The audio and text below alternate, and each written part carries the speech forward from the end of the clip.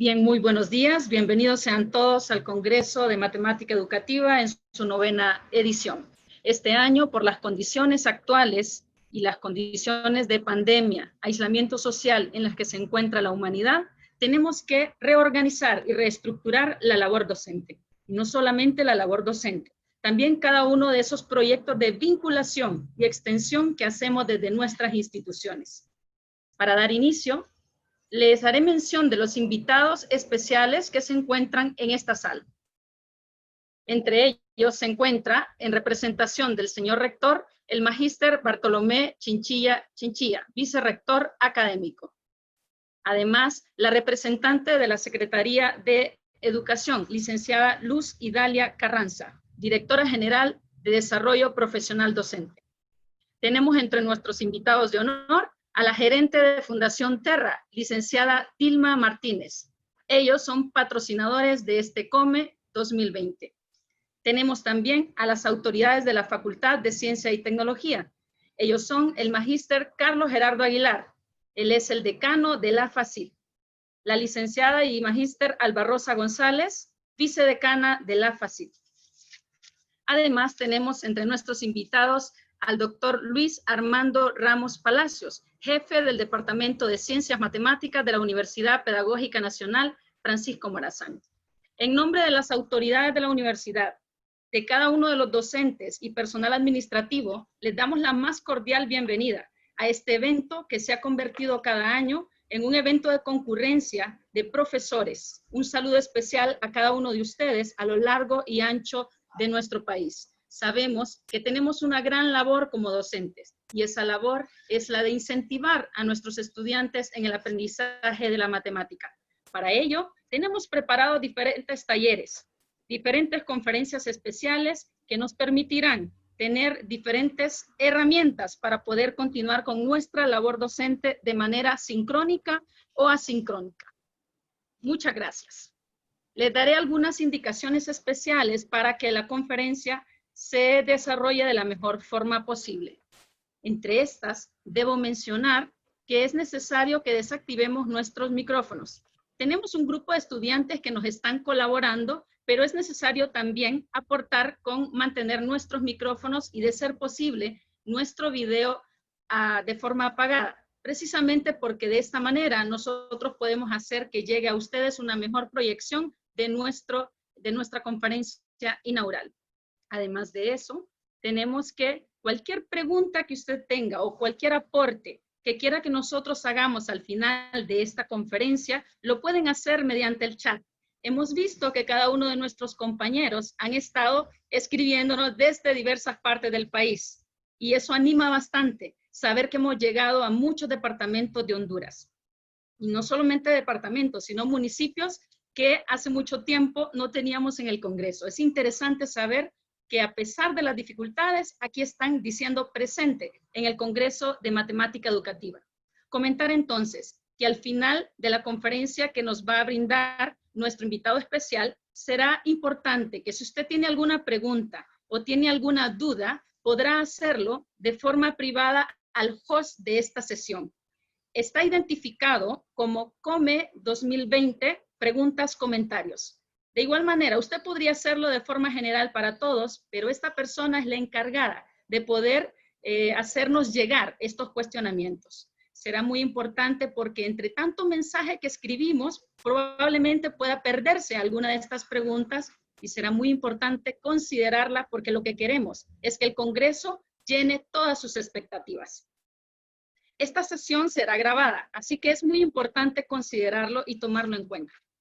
Por favor, les solicitamos completar al final de esta conferencia un formulario que será enviado a través de los mensajes, a través del chat, justamente porque les permitirá registrar su participación en esta actividad y más adelante también obtener su certificado de asistencia a este Congreso de Educación Matemática.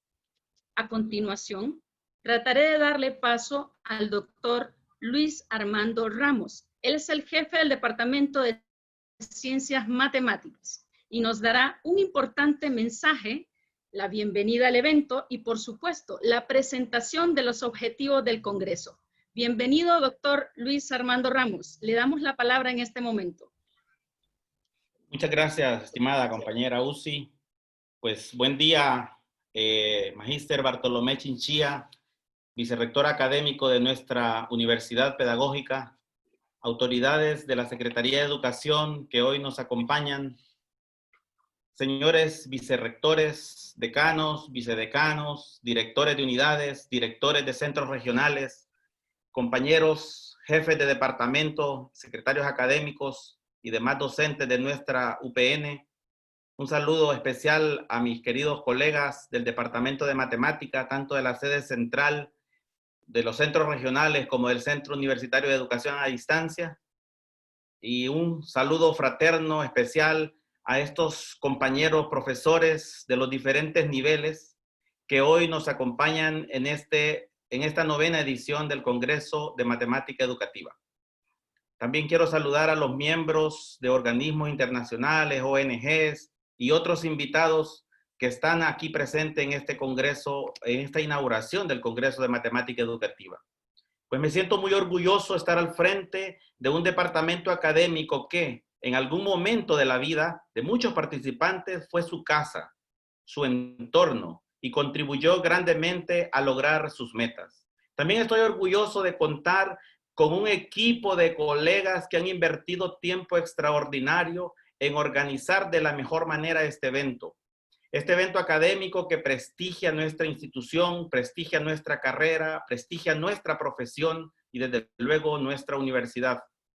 Es propicia la ocasión para saludar y reconocer la visión que tuvo la compañera que me antecedió en la jefatura del departamento, la compañera profesora Alba Rosa González, por su decisión de realizar este congreso en este formato virtual.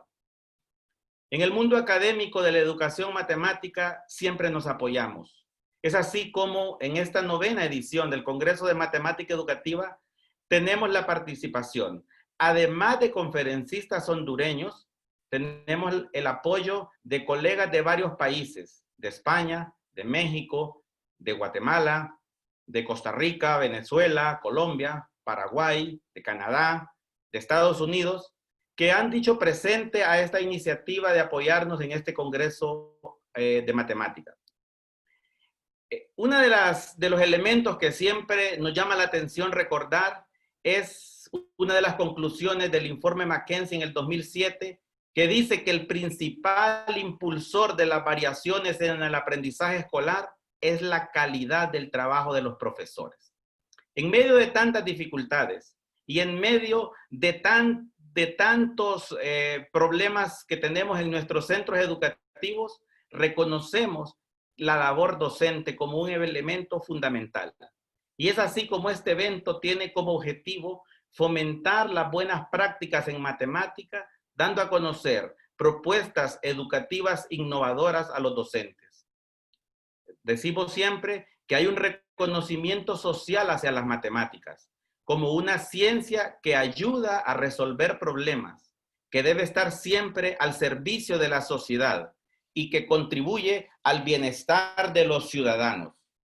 Nosotros, como profesores de matemática, reconocemos que en este momento, en esta etapa extraordinaria de la vida que nos ha tocado vivir, pues nos ha enseñado que la competencia sobre el uso de la tecnología es imprescindible en nuestra labor docente, así como el uso de la tecnología lo es para las demás áreas, partes de la ciencia.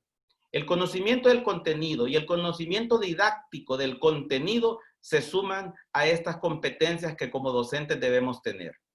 Es así como con la amplia gama de tópicos que este Congreso de Matemática Educativa en su novena edición ofrece a los participantes, el Departamento de Matemáticas de esta Universidad Pedagógica le abre las puertas a sus egresados, a los demás docentes que hoy participan, y les invita a aprovechar esta semana en la que se destacan conferencias, talleres, clases demostrativas, juegos, concursos de fotografía, videos y póster. De igual manera, les invitamos a participar activamente en las diferentes actividades para poder contribuir con nuevas herramientas en el difícil proceso de enseñanza y aprendizaje de las matemáticas en todos sus niveles, en medio de las múltiples dificultades, como lo dije anteriormente, que tiene nuestro sistema educativo. Así es que sean todos bienvenidos a este congreso académico. Que lo disfruten. Muchas gracias. Muchas gracias por las palabras de bienvenida a este evento al doctor Luis Armando Ramos. Sabemos que tenemos una labor difícil. En estos 6 meses nos hemos dado cuenta que incluso los ánimos de nosotros, los maestros, han bajado. Imaginemos entonces cómo están nuestros niños y jóvenes. Probablemente también mucho más bajos que nosotros los ánimos, justamente porque extrañan a sus compañeros, extrañan nuestra cátedra. Por eso, el día de hoy queremos darles a ustedes la más cordial bienvenida y decirles, tenemos una gran labor, incentivar a esos niños que desde casa al menos tienen un pequeño contacto con los medios tecnológicos. Muchas gracias, profesores, muchas gracias, profesor Luis Ramos, por sus elocuentes palabras. Tenemos un gran reto y el reto es ir mejorando cada día nuestras competencias, no solo académicas, no solo epistemológicas, nuestras competencias también en la tecnología. Continuaremos ahora con las palabras de inauguración del Congreso por el magíster Bartolomé Chinchilla Chinchilla, vicerrector académico de la Universidad Pedagógica Nacional Francisco Morazán. Bienvenido, magíster Bartolomé Chinchilla. Les saludamos cordialmente. Muchas gracias. Estimadas autoridades universitarias, distinguidos colegas, amigas y amigos docentes nacionales e internacionales. Estimado doctor Lorenzo Blanco, conferencista principal del 9º Congreso de Matemática Educativa COME 2020. Es un gran honor contar con su presencia. Estimadas autoridades de la Secretaría de Educación, distinguidos invitados especiales, queridos estudiantes, amigos y amigas que nos siguen a través de nuestras redes sociales, reciban un fraterno saludo del señor rector de esta casa de estudios, el doctor Hermes Aldubín Díaz Luna. Muy buenos días a todos. Sean bienvenidos a la 9ª edición del Congreso de Matemática Educativa COME 2020. Es para mí un doble placer darles la bienvenida a tan importante evento académico orientado a compartir experiencias de actualización en la enseñanza y en el aprendizaje de las matemáticas. El COME es una iniciativa del Departamento de Matemáticas Educativa, de la Universidad Pedagógica Nacional Francisco Morazán, quien a través de este evento pretende crear un espacio de difusión que permita mejorar el rendimiento en las matemáticas y conocer las diferentes actividades de los docentes de educación básica y media que estos realizan en su aula de clases y poder facilitar con ello el pensamiento lógico matemático en sus estudiantes. En el marco del COME 2020 se desarrollarán 8 conferencias y 16 talleres dirigidos por profesores de España, Paraguay, Venezuela, Estados Unidos, Canadá, México, Costa Rica, Guatemala, Colombia y Honduras. Además, se desarrollarán clases demostrativas, ferias de juegos virtuales, concursos de vídeos y fotografía, concursos de pósteres y un conversatorio. Debido al confinamiento que estamos viviendo producto de la pandemia provocada por el COVID-2019, este magno evento se desarrolla por primera vez de forma virtual y contará con la participación de conferencistas, docentes y estudiantes nacionales e internacionales. Quiero expresar mi reconocimiento y gratitud a los docentes del Departamento de Matemáticas, especialmente al comité organizador por todo su esfuerzo y compromiso mostrado para que este evento académico, que ya es una tradición en esta casa de estudios, fuese una realidad. De igual manera, agradecerles por su contribución al desarrollo, crecimiento y mejora de esta Casa de Estudios Superiores. Reitero mis felicitaciones, mi admiración, mi aprecio y nuestro respaldo a los profesores para perseverar con entusiasmo en la gran tarea de educar para transformar. Con estas palabras, doy por inaugurado el 9º Congreso de Matemáticas Educativa COME 2020. Para todos, un gran abrazo, felicitaciones y muchos éxitos. Muchas gracias por sus palabras, Magíster Bartolomé Chinchilla. Sabemos que todos tenemos grandes responsabilidades y lo importante será, desde donde estemos, hacer lo mejor posible por las personas que podamos alcanzar. Quiero hacer un agradecimiento especial a cada uno de los jefes de departamento de la Universidad Pedagógica Nacional Francisco Morazán, que el día de hoy también nos acompañan. Muchas gracias por ese especial compromiso con la educación y por acompañarnos también en la educación matemática. Para continuar, como es tradición del Congreso de Matemática Educativa cada año, desarrollamos una conferencia inaugural. En esta oportunidad, la temática o la gran pregunta que nos hacemos en esta conferencia es: ¿qué tipo de problemas proponemos a nuestros estudiantes? Para darle respuesta a esta pregunta, tendremos una conferencia que será impartida por nuestro invitado de honor. Él es el PhD Lorenzo Blanco de la Universidad de Extremadura en España. Quiero solicitarle a la doctora Tania María Orellana, secretaria académica del Departamento de Ciencias Matemáticas, darle lectura a la hoja de vida de nuestro invitado de honor. Bienvenida, doctora Tania Orellana. Muy buenos días, tengan todos en los diferentes lugares en que nos sintonizan.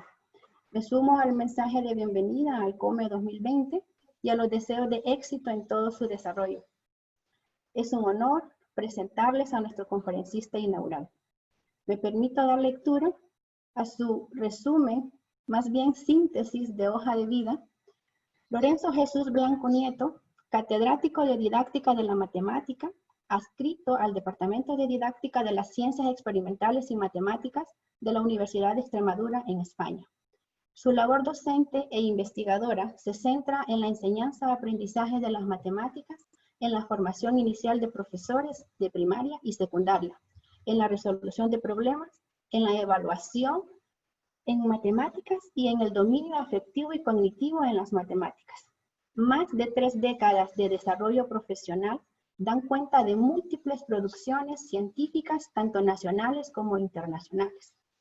El doctor Blanco Nieto ha dirigido diferentes proyectos de innovación docente, centrados en desarrollar recursos para el aula. Recientemente, ha elaborado itinerarios matemáticos por museos y ciudades, como recurso sencillo e integrador de diferentes saberes. Mirar la ciudad con ojos matemáticos, su obra más reciente publicada, surgida de la inspiración y convencimiento que los paseos matemáticos son una extraordinaria oportunidad para desarrollar tareas motivadoras y transversales que integran aspectos cognitivos y afectivos, al partir de contextos fácilmente reconocibles que son familiares a los alumnos y alumnas. Fue presidente de la Sociedad Española de Investigación en Educación Matemática y primer editor de la revista Avances de Investigación en Educación Matemática, entre otras responsabilidades académicas. Sin duda alguna, el Congreso de Matemática Educativa tiene un invitado especial de gran valía. Y sin más preámbulo, le cedo la cámara y el micrófono al doctor Lorenzo Blanco para que su conferencia titulada ¿Qué tipo de problemas proponemos a nuestros estudiantes? Nos llene de mucho valor académico. Adelante, doctor Blanco.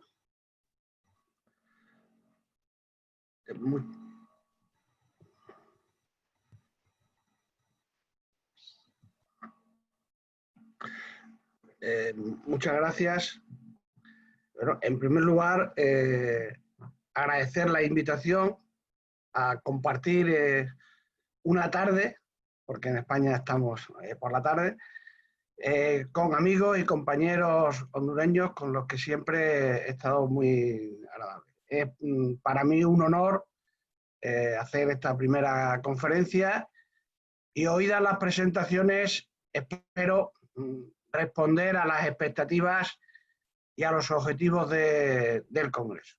Es algo que, bueno, espero y deseo por el bien de todos. Hay numerosas personas que muestran una vez más que el profesorado es una parte pendiente, preocupada por su formación docente y por su actividad profesional.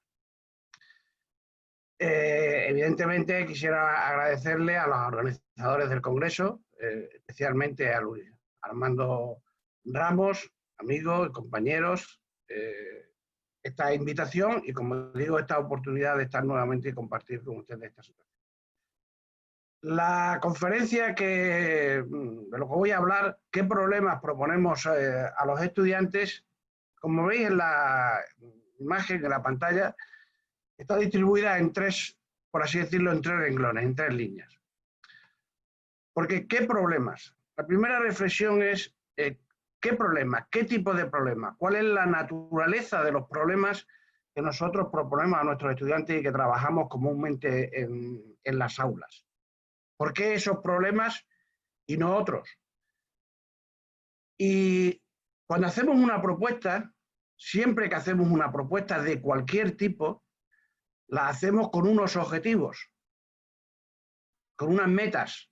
¿Cuáles son los objetivos que nosotros nos proponemos cuando hacemos esta propuesta de problema a nuestros alumnos? O sea, ¿cuáles son los objetivos de esos problemas que nosotros hemos elegido, bien voluntariamente o bien porque hemos seguido, como se hace tradicionalmente, la propuesta de los libros de texto?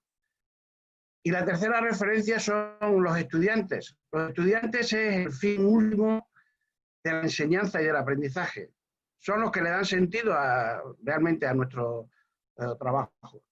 Y a veces se nos olvida, muchas veces, metidos en nuestra actividad de profesor, que los estudiantes son personas que tienen sus inquietudes, que tienen sus motivaciones, que tienen sus intereses y además que reaccionan también afectivamente a las actividades matemáticas que nosotros desarrollamos en el aula. Es uno de los aspectos en los que nosotros más hemos trabajado, que es la necesidad de integrar en nuestra actividad profesional los aspectos cognitivos y los aspectos afectivos. Empiezo esta presentación con una viñeta. Aparece mucho en las redes sociales. Soy matemático y por supuesto que tengo muchos problemas. Fijaros, he empezado con una cita, no sé si se ve bien en la presentación, en la pantalla completa. He empezado con una cita del profesor José Rollo, que es del año 1953, para significar que la resolución de problemas es algo fundamental en la enseñanza de las matemáticas desde hace mucho tiempo. Podía haber escogido otra anterior o incluso podía haber escogido otra posterior a los años 1980, que fue cuando ya se popularizó la idea de que la resolución de problemas es el contexto para la enseñanza y para el aprendizaje de los problemas. Esta cita dice: tienen los problemas tal importancia que hay quien se pregunta si la parte principal del estudio matemático no debe ser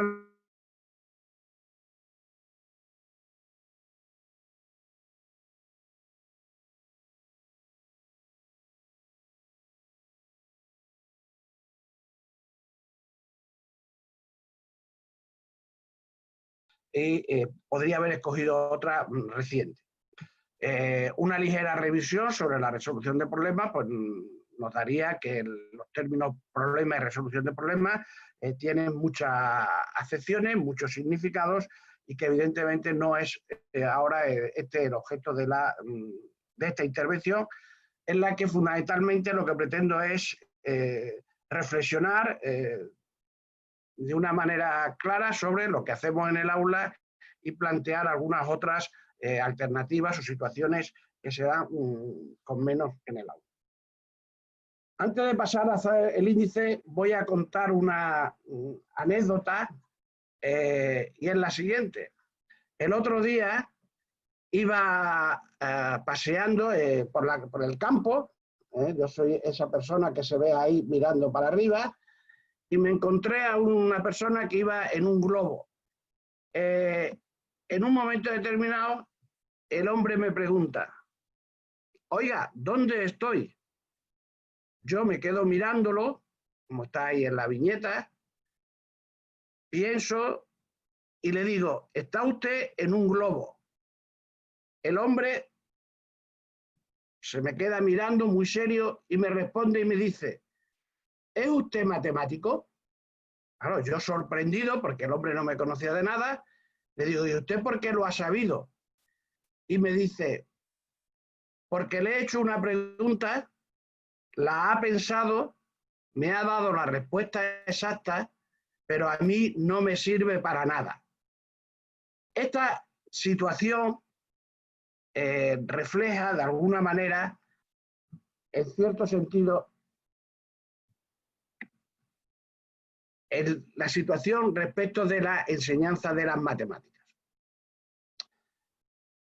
El índice de la conferencia tiene 3 partes, por así decirlo. La primera sobre la resolución de problemas, en el sentido que ahora se da mayoritariamente en las aulas. El segundo, hablar si es posible de otros problemas de matemáticas. Y el tercero, hacer algunas reflexiones sobre los problemas que proponemos en el aula y aquellos que podríamos proponer. Y para eso voy a hablar en diferentes contextos, contexto matemático, realístico, real, manipulativo y cuento y literatura. Bien, entramos, por así decirlo, ya más en lo que es el contenido de la conferencia, la resolución de problemas como enseñanza conductista, los problemas y objetivos de los problemas escolares. Pongo ahí una reflexión, una viñeta en la que dice: espero de todos ustedes sean independientes, creativos, reflexivos y pensadores y que hagan exactamente lo que yo les digo. Esta es una situación que, en cierto modo, refleja un poco las clases de resolución de problemas que impartimos a nuestros alumnos en primaria y en secundaria. Y para eso voy a analizar los libros de texto, los problemas que proponemos y que aparecen en los libros de texto. Ahí tengo una hoja, una fotocopia de un libro de texto con un problema. Y dice, el problema dice, los catetos de un triángulo miden 8 y 15 centímetros respectivamente, hallar la hipotenusa. Creo que se verá bien el enunciado del problema. Es un problema típico del libro de texto, en el que no suele o no tiene por qué tener dificultades para los alumnos. Un segundo problema, en otra hoja, dice calcular los metros cuadrados que tiene un huerto, sabiendo que las 2 últimas partes del huerto y un medio del huerto de ajo, y además sobran 3 metros. Es también otro típico problema de los libros de texto. Son problemas en los que reflejan los problemas que aparecen, y son problemas en los que aparece un enunciado escrito, un texto escrito, y en el enunciado aparece toda la información necesaria para resolver el problema. Es más, de alguna manera sugiere el procedimiento o la fórmula que va a resolver ese problema. Si los alumnos no intuyeran este procedimiento, hay otro mecanismo al que recurren de manera fácil e inmediata, y es que el procedimiento para resolver el problema es fundamentalmente aquel que se ha dado en la lección correspondiente en la que aparece este problema. Y la cuestión está, ¿cuál es el objetivo? ¿Cuál es el objetivo de este problema? ¿Cuál es el objetivo que realmente nosotros podemos hacer para proponer este problema? Pues pareciera, y en eso, pues bueno, estamos de acuerdo los investigadores, que el objetivo fundamental fuera el de practicar un algoritmo o un procedimiento. Normalmente, el procedimiento, el correspondiente, el de la lección, donde está situado el problema.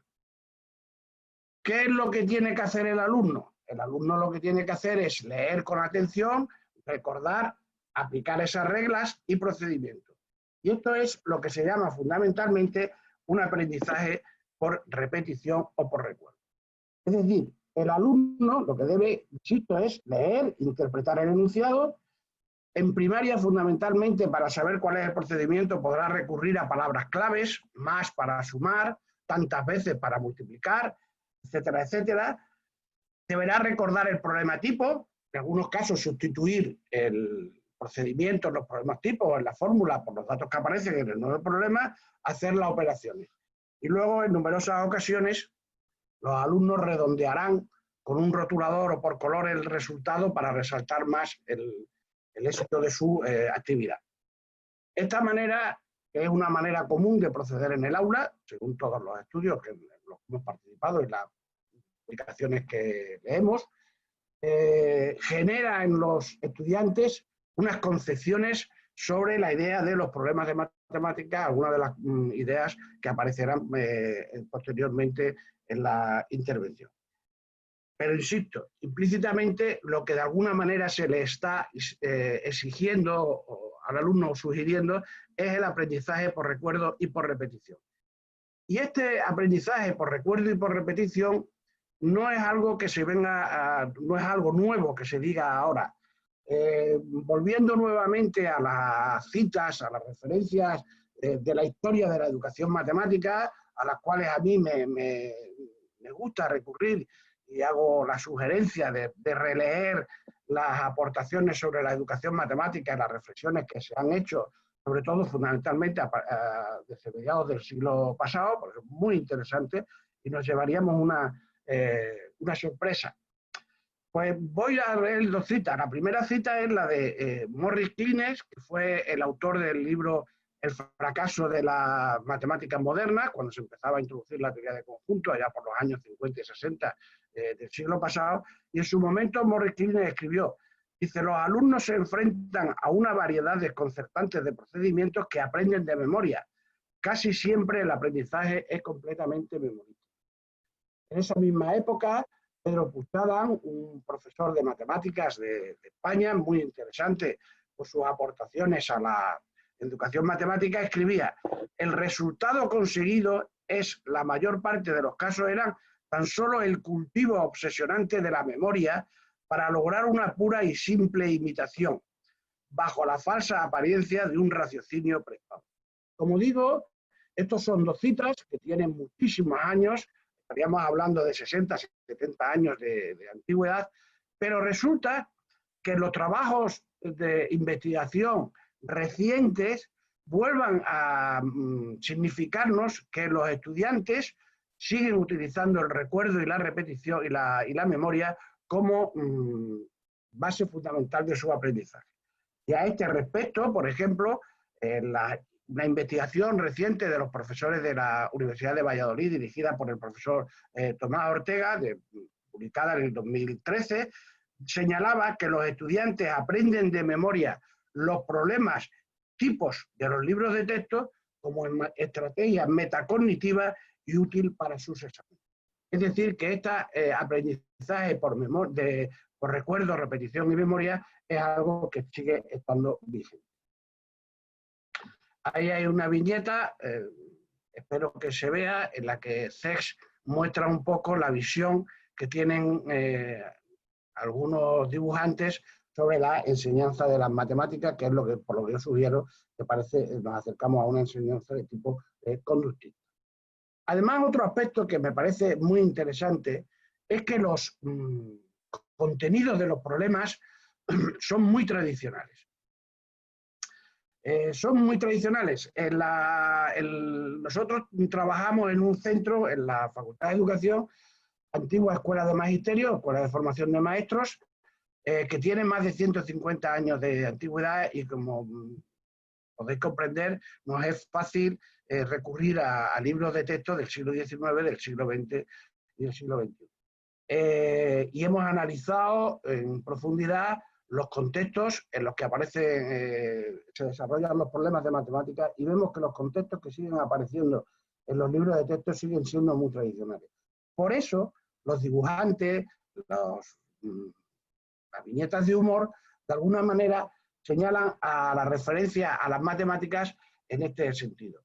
Esta es una viñeta de Quino, antes de Mafalda, sobre los problemas de las edades, que como habéis visto en la transparencia anterior, de los problemas que habíais representados, 6 eran en relación a el padre tiene la edad del hijo, cuando vuelva a tener pase 5 años. Pero hay otras situaciones que también son muy comunes. Las empleo de si un albañil levanta 2 metros de pared en mediodía, cuántos metros se levantarán en 3 días si hay más o menos trabajadores. O el punto A está 2 veces más lejos del punto C que el punto B del punto A. Si la distancia del punto B al punto C es 5 centímetros, ¿a cuánto está el punto A? A solamente escucharme leer este texto, algunos habrán pensado, como el muerto viviente de la viñeta, que esto más que un problema de matemática es un juego de palabras. O también la otra viñeta que nos muestra los problemas típicos de velocidades y de distancia. Este tipo de cosas es muy importante. Como decía antes, todo esto genera concepciones, en la resolución de problemas de los estudiantes de primaria y de secundaria y evidentemente los estudiantes universitarios y la población adulta en general. Mirad, un cuadro simplemente, recuerdo de una investigación desarrollada, se terminó en el año 2013, una tesis doctoral, yo dirigí a una profesora de la Universidad de Extremadura sobre un programa de resolución de problemas y control emocional.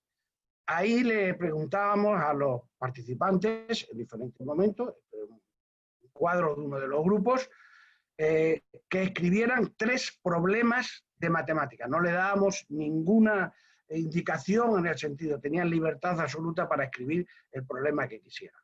Y el análisis de los 165 problemas que escribieron en ese grupo, pues lo que se veía era que los problemas de aritmética representan más del 50% de aritmética, los de ecuaciones, que vuelven a salir estas situaciones tradicionales de edad, de los grifos, de la velocidad, de geometría en menor lugar, y los problemas de geometría fundamentalmente eran aplicación de fórmulas de área o fórmulas de volumen. Como veis, es una situación, bajo un sentido, muy tradicional. Estos problemas, evidentemente, hay una cosa que tendremos que reconocer, y es que el éxito de los estudiantes no aprenden a resolver problemas. Es una de las cosas que debemos admitir, los informes internacionales nos lo dicen. Eso a pesar de que yo siempre leo con satisfacción los éxitos de los estudiantes hondureños en las Olimpiadas Internacionales de Matemáticas. Pero en términos generales debemos de admitir que los estudiantes no aprenden a resolver. Uno de los aspectos fundamentales es la falta de transferencia del conocimiento matemático que se desarrolla en el aula a situaciones que puedan ser visibles fuera del aula. Ese es un problema típico de los libros de texto, calcular el volumen de una pirámide cuadrangular, sabiendo que los lados de la base miden 40 centímetros y 25 centímetros y su altura 60 centímetros.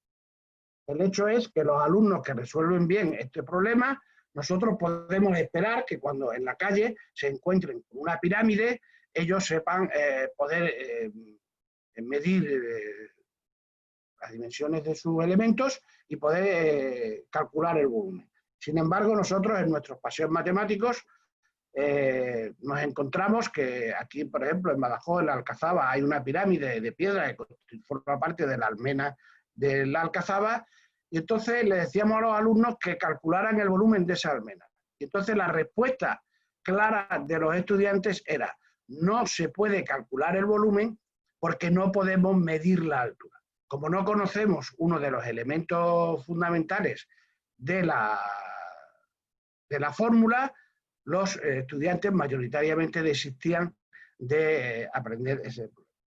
Sin embargo, hay una situación intermedia que es un recurso manipulativo, como son las cartulinas plegables para construir poliedros, es utilizarla y medirla, construir una pirámide con cartulina plegable y calcular su módulo. Es un paso intermedio entre los alumnos típicos, los problemas típicos de clase, lo que nos podemos encontrar en el aula y un problema intermedio que puede perfectamente desarrollarse también en el aula.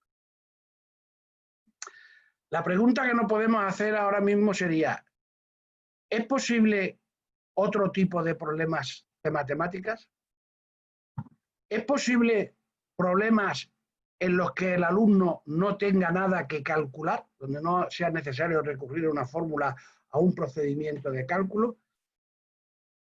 Y aquí es donde, en este caso, los estudiantes para profesores y los profesores de secundaria y de bachillerato, cuando le hemos hecho esta pregunta, ¿hay otros problemas de matemáticas? ¿Es posible enunciar un problema sin nada que calcular donde nos manifiestan sus dificultades?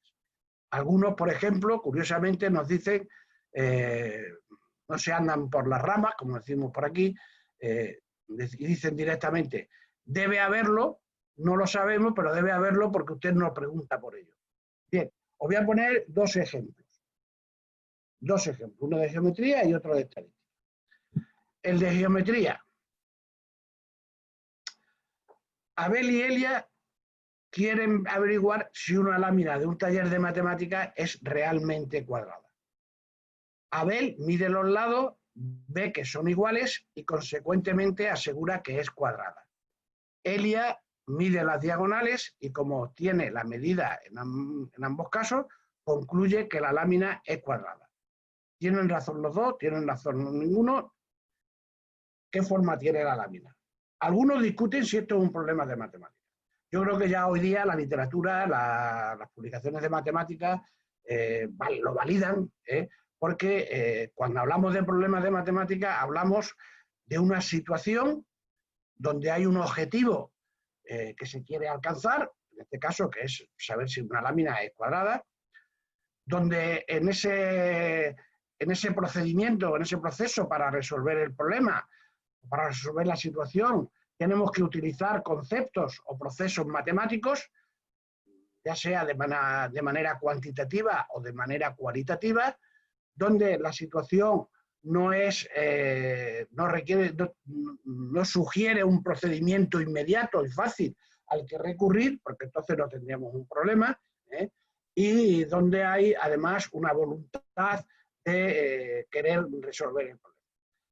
Bien, en este caso, este es un problema muy interesante, yo os lo sugiero, este y otros similares, por lo siguiente. Lo que este problema aporta, otros problemas diferentes, no es tanto el proceso de resolución, sino lo que se llama el discurso del aula. Es decir, lo que el alumno o el estudiante, el resolutor de problemas manifiesta, dice, y lo que el profesor manifiesta y dice. Lo importante es el diálogo que ahí se establece y cómo los conceptos matemáticos se ven reflejados en él. Fijaros, cuando este problema se plantea, lo primero que suele venir a la mente, la primera expresión que los alumnos suelen decir con una cierta profusión es: si tiene los lados iguales, puede ser un rombo.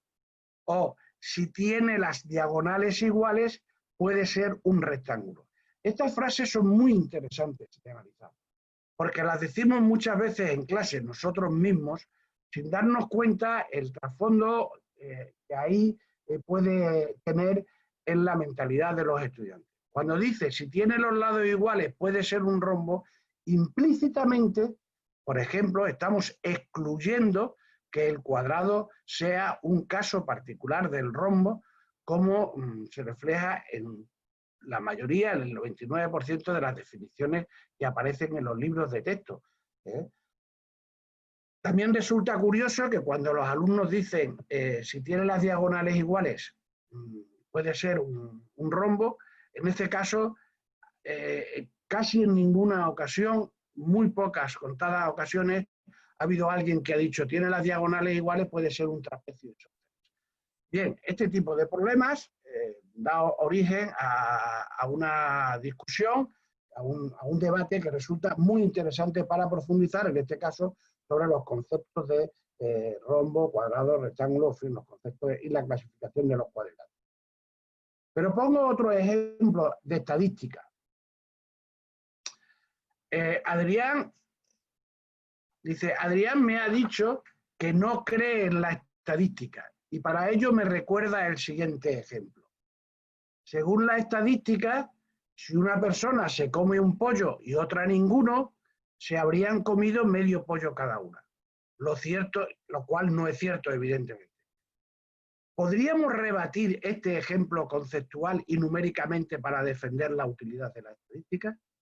Ese debate por parte de los estudiantes, por parte de los alumnos, lleva a profundizar, en este caso, sobre el estudio de los estadísticos descriptivos fundamentales, como pueden ser la media, la moda, la desviación típica, la varianza, etcétera, etcétera, y demuestra además que la estadística, tal y como mayoritariamente se enseña, se hace mucho hincapié en lo que son los procedimientos mecánicos, los procedimientos numéricos, y muy poco sobre el significado de lo que eso quiere decir. Esto es algo tan evidente en la población adulta como que cuando una persona se encuentra en un periódico, en un medio de comunicación, 2 o 3 gráficos de estadística, automáticamente pasa a la hoja por la dificultad que tiene de interpretar y de comprender resultados. Bien, pues en este caso lo que hemos hecho es algo muy sencillo y hemos convertido un dicho popular en un problema matemático, en este caso para darle sentido a conceptos y procesos que tienen que ver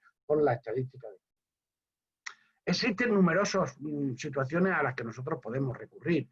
Si nosotros, por ejemplo, esa cantidad enorme de operaciones algorítmicas que le ponemos, por ejemplo, a los estudiantes en primaria con multiplicaciones, divisiones para practicar el algoritmo, nosotros lo podemos perfectamente sustituir por lo que se llaman los criptogramas o simplemente en esas operaciones matemáticas, que lo mismo vale para la multiplicación o la división o para el desarrollo de la derivada de una función, sustituir determinados números por asterisco y que los alumnos sean capaces de investigar, de ver cuáles son los números que faltan. Hemos convertido un algoritmo, una cuenta, por así decirlo, en un problema de matemática.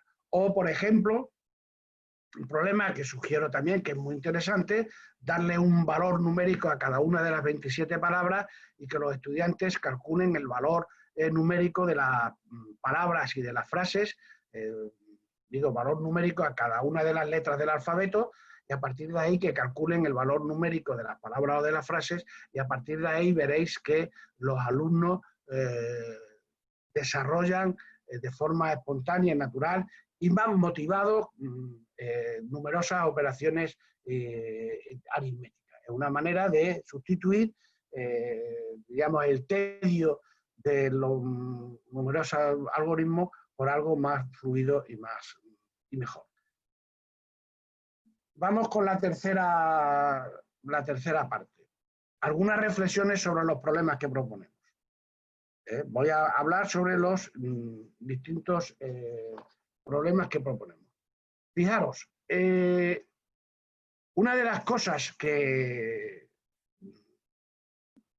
hay que tener en cuenta ahora que ya estamos dentro del paradigma, parece ser, de competencia, la reflexión sobre el significado de la competencia matemática. La competencia matemática exige que los objetos matemáticos sean utilizados para enfrentarse a situaciones cotidianas que los precisan.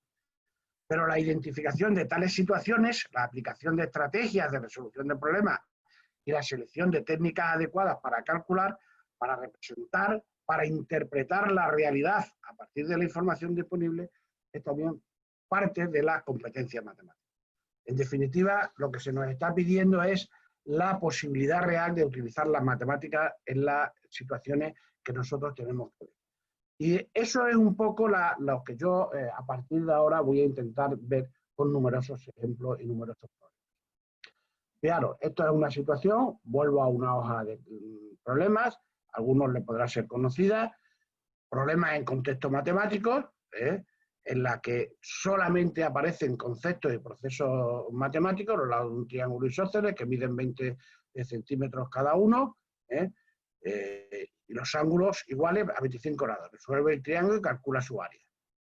O problemas en contextos realísticos, calcula la profundidad de un pozo de 2 metros de ancho si vemos que el borde opuesto con un ángulo de 30 grados.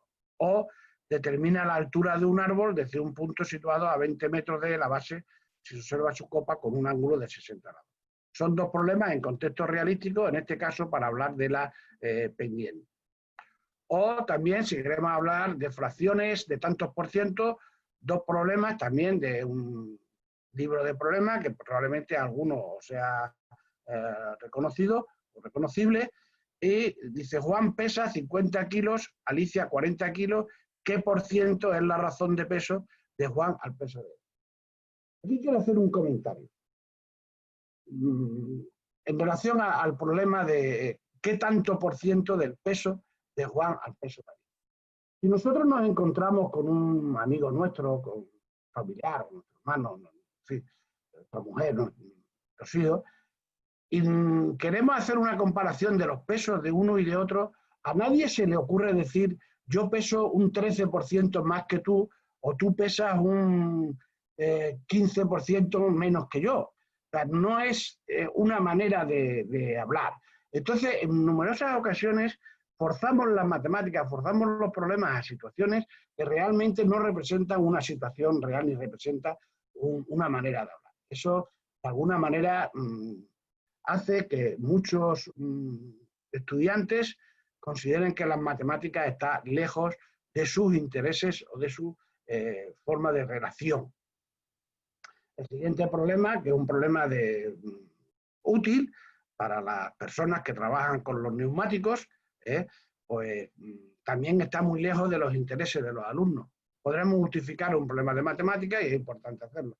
Bien, no estoy en contra de que se ponga este tipo de problemas, pero sí estoy a favor de que busquemos situaciones que sean más cercanas a los estudiantes y que los estudiantes puedan reconocerlo de manera inmediata. Como decía, el aspecto de la competencia matemática es reconocer la posibilidad de utilizar las matemáticas en contextos variados y reconocer en cualquier momento para interpretar la realidad.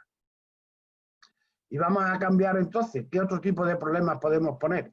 Pues fijaros, eso es una rampa, y nos podemos encontrar con un problema de este tipo.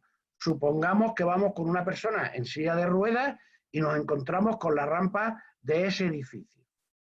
¿Cumple esa rampa las condiciones de accesibilidad que marca la legislación? Es un problema real que relaciona la competencia matemática con algo que estamos viendo nosotros y además que nos relaciona con un derecho de los ciudadanos que tienen dificultades de movilidad a poder tener una ciudad accesible. Bien, son problemas en contexto real, llamamos, son problemas reales. Ese, bueno, ahí es la portada de un libro que va a salir, espero que la semana o 10 o 15 días, en el que se refleja de manera clara este problema y otros similares. La solución de estos problemas supone 3 pasos. En primer lugar, la creación de un modelo y además considerar otro tipo de información no exactamente matemática. En segundo lugar, la aplicación de técnicas matemáticas. Y en tercer lugar, la traducción a la realidad para analizar la validez y poder tomar decisiones. Los 3 pasos están reflejados en este problema de manera clara. Fijaros, y además lo voy a hacer en referencia también a los problemas que hemos señalado antes con anterioridad. Fijaros, ese es el edificio, esa es la rampa, el problema anterior. La legislación dice: recorridos iguales o menores a 3 metros, la pendiente será inferior al 10%.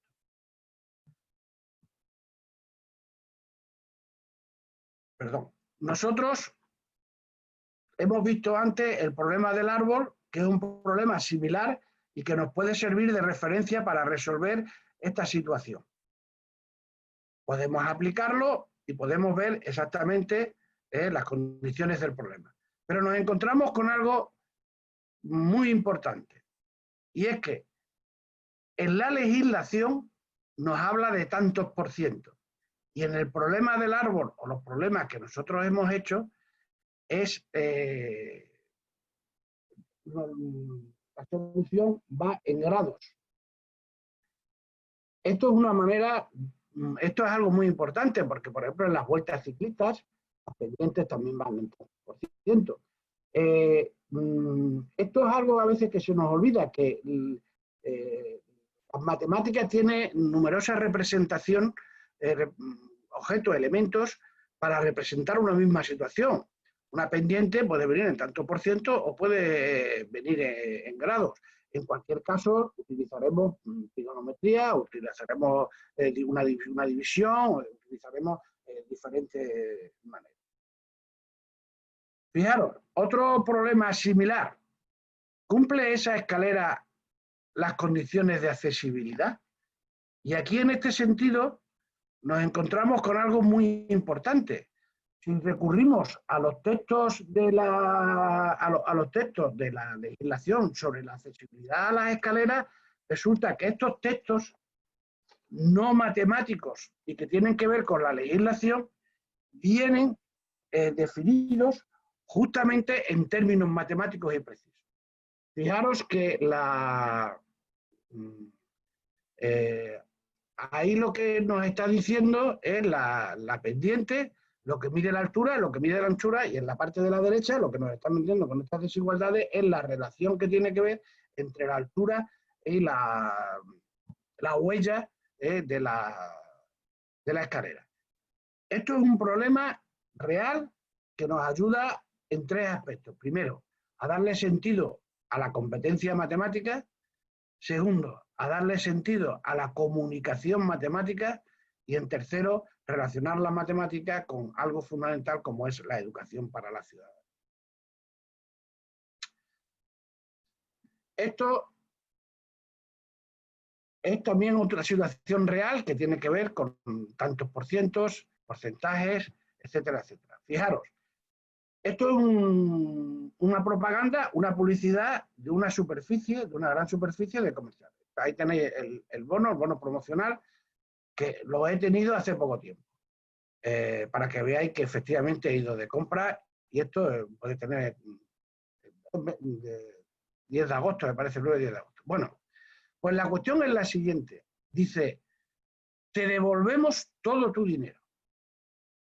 La cuestión es que uno va a comprar, se gasta 50 euros, y por esos 50 euros ellos te dan un cheque de 10 euros.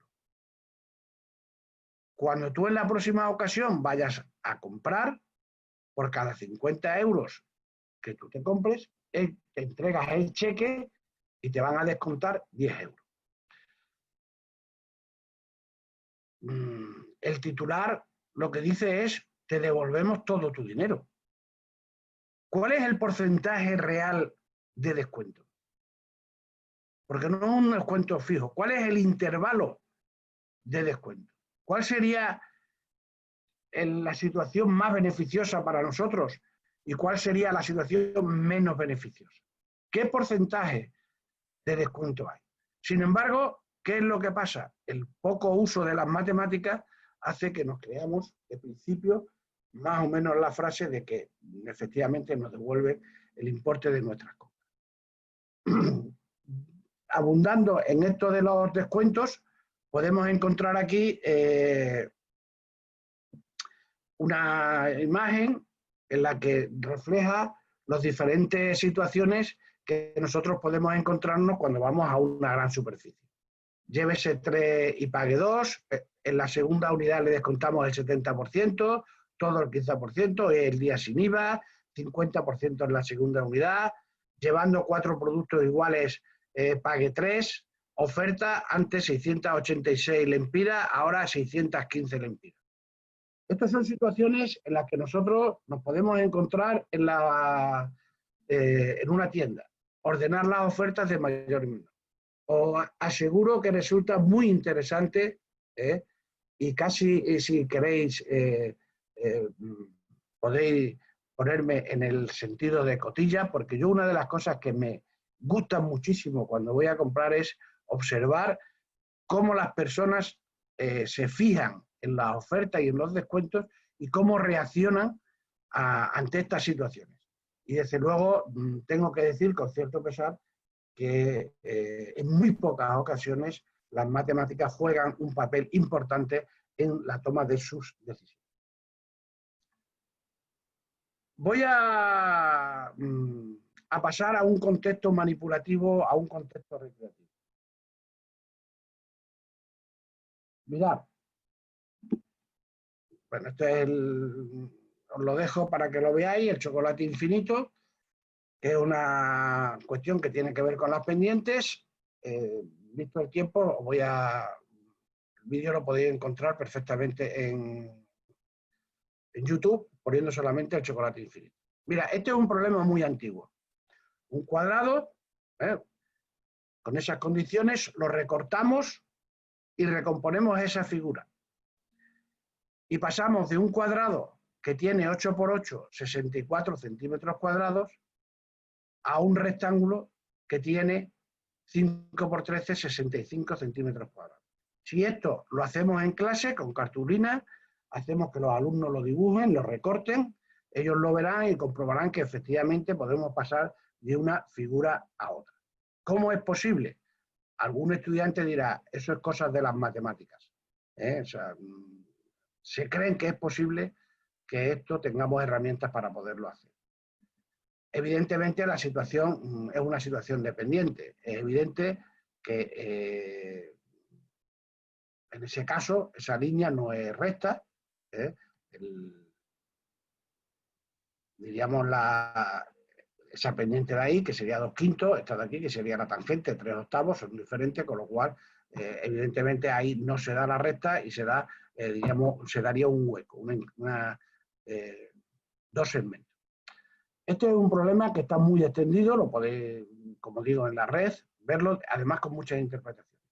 Es un problema que viene desde hace ya muchos años, la bibliografía lo veía desde el año 1981, y que además nos puede llevar, aparte de trabajar la pendiente, a relacionarlo con las series de Fibonacci.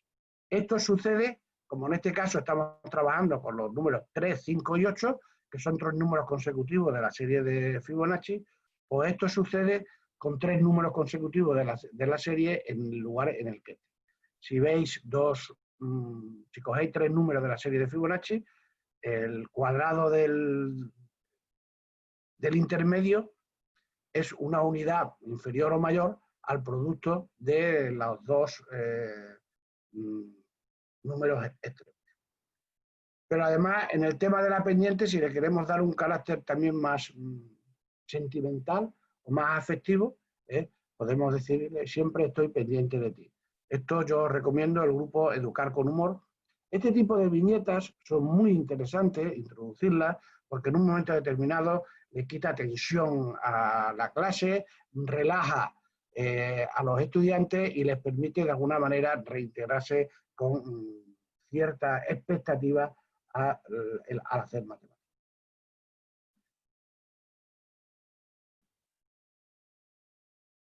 Mirad, un problema muy sencillo sobre fracciones sacado de la matemática recreativa también, un problema de fracciones.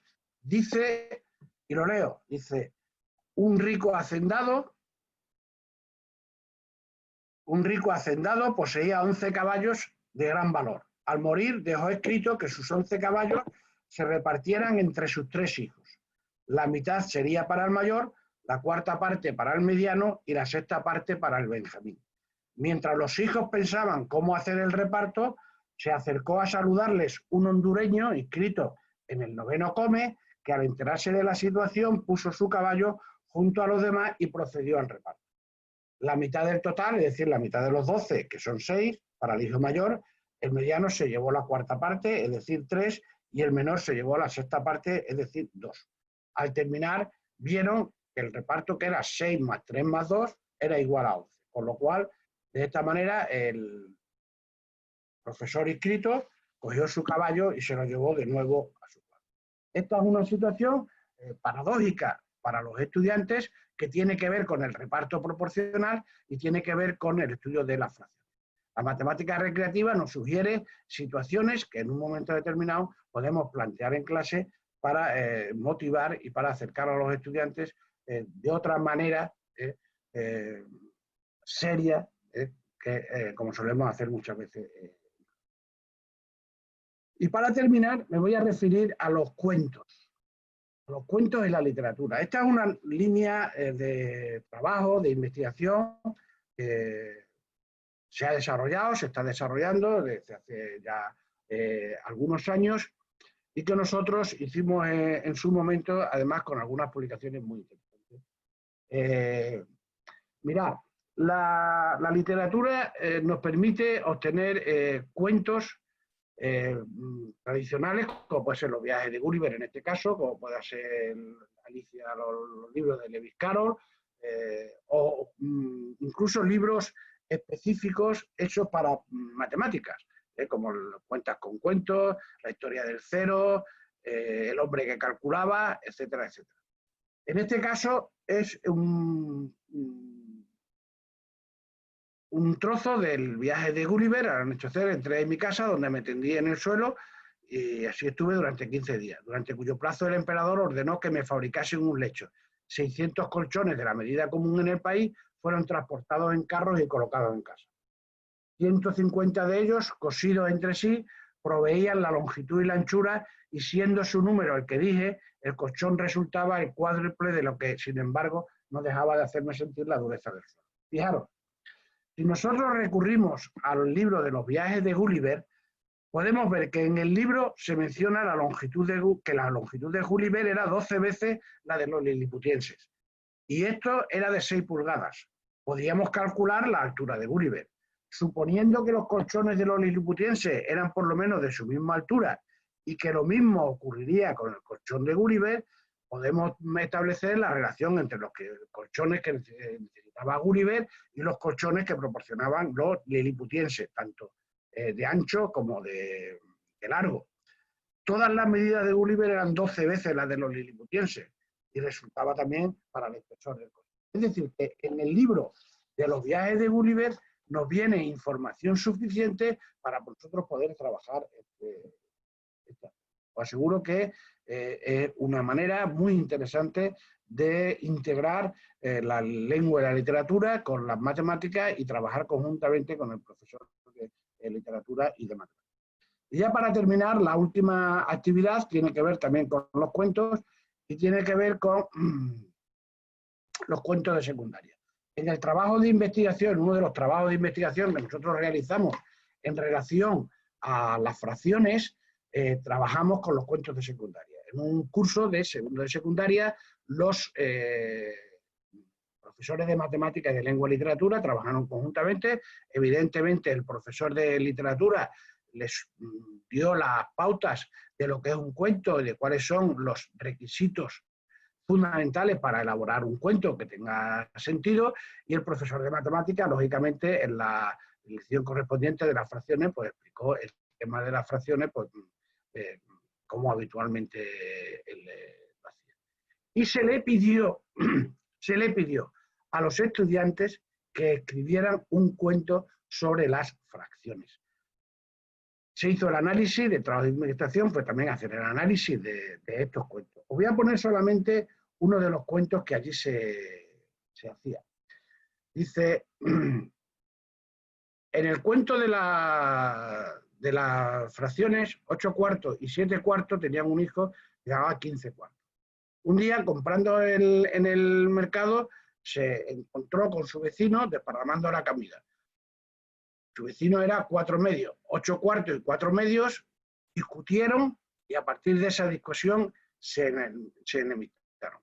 Un día llegó al pueblo una mujer, 16 octavos, que venía buscando a sus hijos. Una mujer anciana le dijo que en el pueblo había 2 personas que no tenían madre, pero que estaban enemistados. 16 octavos los convocó para hacerse la prueba de la simplificación. Los 2 hermanos no se dirigían la palabra hasta que llegaron los médicos con la prueba que decía eran hermanos y se fundieron en una plaza. Este cuento, que lo escribió un alumno de secundaria, a mí me parece un cuento magnífico. Fijaros, está reflejado en su contenido la suma de fracciones, la simplificación de fracciones y las fracciones equivalentes. Os puedo garantizar que en aquel trabajo, salvo un alumno, todos los demás, todas las operaciones, todas las referencias a los conceptos de las fracciones que aparecieron en los cuentos estaban correctamente hechos. Y además, decían una frase que era muy interesante. Decía, en términos generales, que era la vez que más habían utilizado el libro de texto en la lección correspondiente para ayudarles en la elaboración del cuento. Esta es también otra situación diferente. Hemos visto tres alternativas. No es que tengamos que sustituir los problemas que aparecen en los libros de texto por este tipo de problemas. Todo tiene que ir, pero nosotros tenemos que ir planteando otras situaciones diferentes. Yo, en este caso, he hablado de los problemas en contextos reales, los problemas que pueden sugerirnos las matemáticas recreativas y los problemas espero simplemente que esta situación nos ayude a encontrar mejores argumentos y situaciones más variadas para motivar a los alumnos. Y termino con la viñeta que he encontrado al principio. Espero que todos ustedes sean independientes y creativos, reflexivos y pensadores y que actúen en consecuencia. Y dicho esto, muchas gracias por la paciencia y espero que se pueda ser útil lo que haya podido relatar. Muchas gracias. Muchas gracias, doctor Lorenzo Blanco Nieto. De parte de todos los profesores de Honduras, en especial también de los profesores, el personal administrativo y docente de la Universidad Pedagógica Nacional Francisco Morazán, estamos muy agradecidos por su aporte esta mañana. Procederemos, doctor, a algunas de las preguntas que surgieron en el chat y algunos de los comentarios que también existen en la audiencia. Dice la primera pregunta, doctor Lorenzo, ¿qué dice la bibliografía de didáctica de las matemáticas sobre la cantidad de problemas de contexto real que debe tener un libro de texto? Le repito la pregunta. Sí. ¿Qué dice la bibliografía de didáctica de las matemáticas sobre la cantidad de problemas de contexto real que debe tener un libro de texto? Bueno, Escuchamos.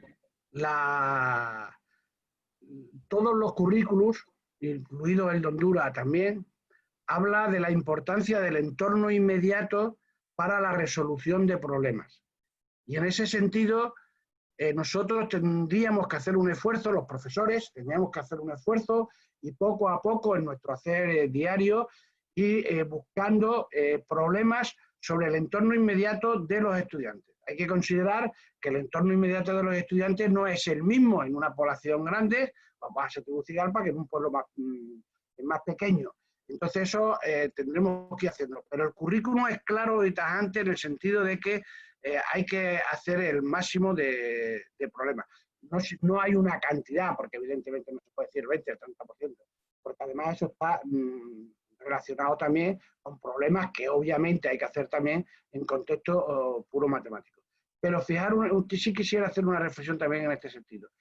Lo que sí debe de quedar claro también es que esos problemas que aparecen en contextos realísticos, como por ejemplo el problema simulado sobre el tanto por ciento del peso de una persona y otra, pues podríamos ir cambiándolo por situaciones que sean más reales.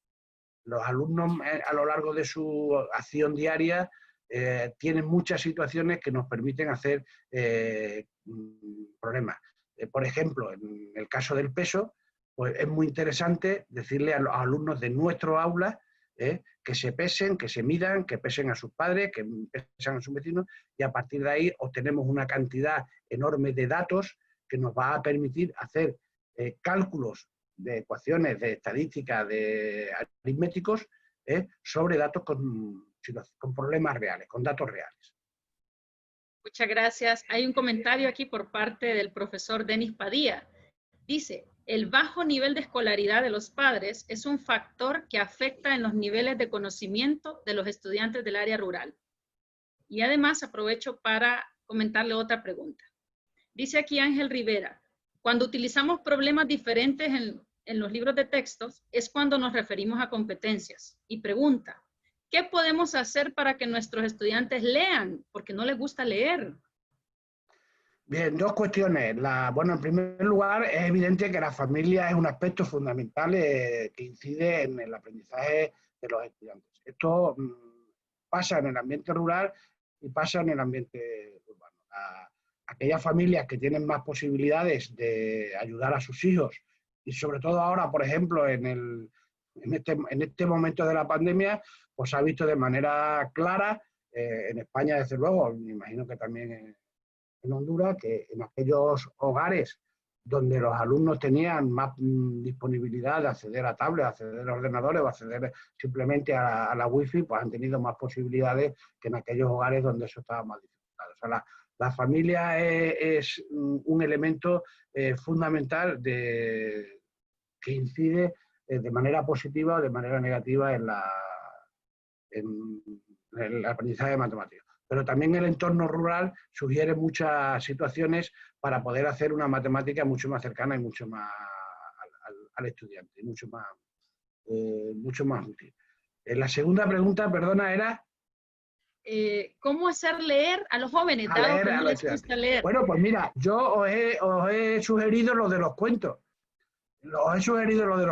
La verdad es que es curioso cuando se trabaja en el aula, por ejemplo, esto de los cuentos, participan con entusiasmo alumnos que normalmente en clase de matemáticas no manifiestan ese entusiasmo.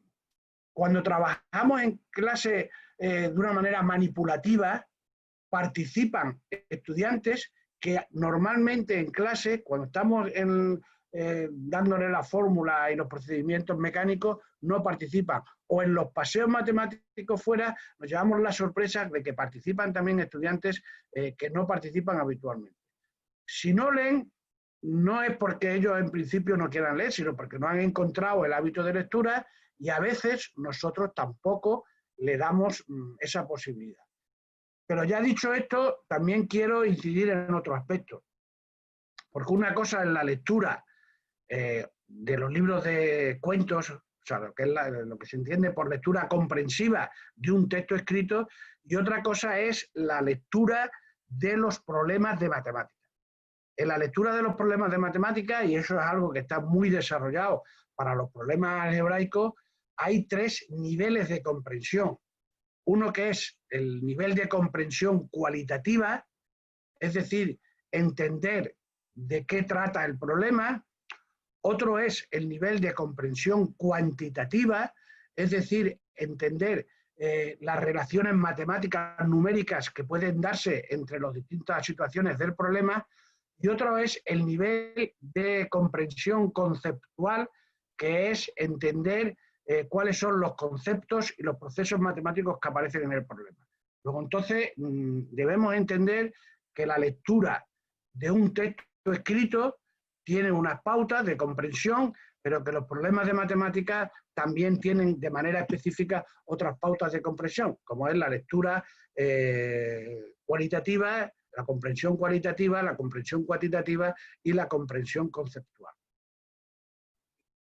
Doctor Lorenzo, ¿usted cree que podría dejar de compartir para visualizarlo mejor por acá, dado que estamos viendo también la diapositiva y está muy interesante las respuestas que nos está dando? Y aprovecho para comentarle que Honduras tiene 18 departamentos y han escrito en el chat de 16 departamentos diferentes. Entonces usted ha llegado al corazón de Honduras, doctor Lorenzo Blanco, muchas gracias por eso. Hay muchas felicitaciones. Sí, me llena de satisfacción. Sí, hay muchas felicitaciones, entre ellas, excelente conferencia, muchas gracias, doctor Lorenzo Blanco, usted es muy dinámico, vinculante, se nota la preparación científica, dentro de estos también podemos ver, me gusta cómo vincula con la realidad, es más fácil que los estudiantes se apropien de los contenidos. Estoy leyendo algunos de los comentarios porque son muchos los que existen. Muchas gracias por compartir sus conocimientos, son aportes que podremos poner en práctica. Felicitaciones a todos, gracias doctor Lorenzo Blanco. Y aquí una última participación que menciona. En Honduras se debe acostumbrar a los niños desde el primer ciclo a trabajar resolviendo problemas. Es esa una de las bases fundamentales, pero la realidad es que desde el primer ciclo se adaptan únicamente a la memorización. Cuando llegan al tercer ciclo o educación media y se les quiere aplicar la resolución de problemas, se quedan sin saber qué hacer, se bloquean completamente. También debemos acostumbrar a los estudiantes al buen hábito de la lectura, otro aspecto que nos falla mucho en Honduras. Sí, el aspecto de la resolución de problemas en infantil es un aspecto muy interesante. Nosotros lo trabajamos en su momento y me acuerdo que utilizábamos como referencia una frase también de muchos años que decía: ¿por qué un niño no es capaz de resolver en clase problemas que durante el fin de semana es capaz de trabajar en situaciones cotidianas? Los niños desde el principio están resolviendo problemas, pero la manera de plantearlas, si nosotros le ponemos sobre la mesa dos montones con dos cantidades, imaginemos niños de 5 o 6 años, dos montones, uno con 8 y otro con 5, y le preguntamos dónde hay más, dónde hay menos, cuánto hay más, cuánto hay menos, los niños manipulan, manejan, son capaces de comparar, son capaces de realizar actividades para resolver esas situaciones. Si nosotros le planteamos esa misma situación mediante un texto escrito a un niño que tiene 6 años, 7 años, que está aprendiendo a leer, pues evidentemente manifiesta más dificultades. Pero ellos son capaces de resolver problemas. Mirad, os voy a contar una situación. Os decía antes que yo en mi vida personal soy como muy cotilla, soy un ciudadano cotilla y me gusta observar el comportamiento de los ciudadanos en relación con las matemáticas. Fijaros, cuando un niño pequeño va a un puesto, yo ponía el ejemplo claro aquí en España, cuando un niño pequeño va a un puesto donde venden pipas, caramelos, chocolatinas y cosas de esas, y va con 1 euro, que son 100 céntimos, no maneja el euro, maneja los 100 céntimos, y le dice al kiosquero: deme 2 chicles, deme un caramelo, deme un...